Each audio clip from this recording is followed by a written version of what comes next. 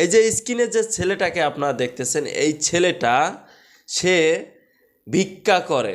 তার বাসা হচ্ছে লালমনিরহাট, কিন্তু সে থাকে হলো কাজী মার্কেট। সে কাজী মার্কেটে থাকে এবং ছেলেটা এবং মেয়েটা দুজনই এক জায়গায় বসে কিন্তু ভিক্ষা করে। কিন্তু ভিক্ষা করা শেষ করে তারা ভ্যানে করে বাসার দিকে হয়তো বা যাচ্ছিল।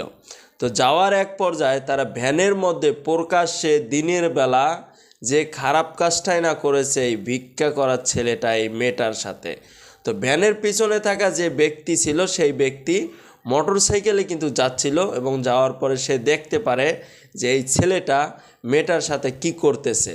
এবং দেখতে দেখতে সে যখন বিরক্ত হয়ে যায়, বিরক্ত হয়ে গিয়ে সে ভ্যান গাড়িটি কিন্তু থামিয়ে দিল।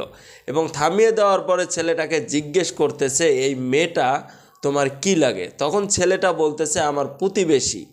তো যখন প্রতিবেশী বলেছে তখন ওই ছেলেটাকে ভ্যান গাড়ি থেকে নামাইছে। নামানোর পর ছেলেটাকে জিজ্ঞেস করা হচ্ছে, তুমি মেয়েটার সাথে এতক্ষণ কি করছো? তখন ছেলেটা বলতেছে আমি কিচ্ছু করি নাই, আমি মেয়েটাকে কিচ্ছু করি নাই।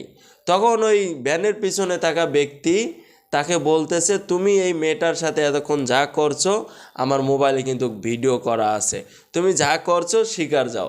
তখন ওই ছেলেটা স্বীকার যাচ্ছে যে আমার ভুল হয়ে গেছে, আমাকে আপনারা মাপ করে দেন।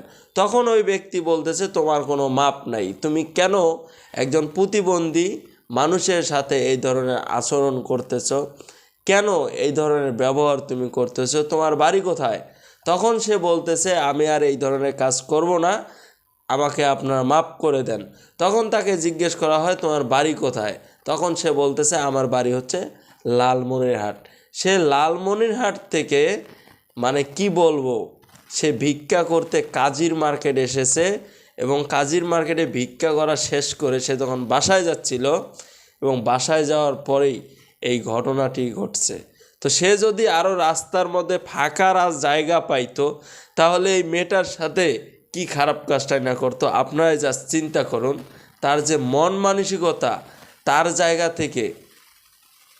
জায়গা থেকে তার মন মানসিকতা কতটুকু খারাপ হতে পারে আপনারা চিন্তা করছেন। আমরা এখন বর্তমান সোশ্যাল মিডিয়া খুললেই এই ভিডিওগুলো অহরহ দেখতে থাকি যে আসলে একজন পাগলের পেটে কিন্তু মানুষের বাচ্চা, এরকম অনেক হয়েছে। অনেক পাগল কিন্তু ঢাকা শহরে প্রেগনেন্ট হয়েছে। তো কিভাবে হয় আজকের ভিডিওটা দেখলেই আপনারা বুঝতে পারবেন।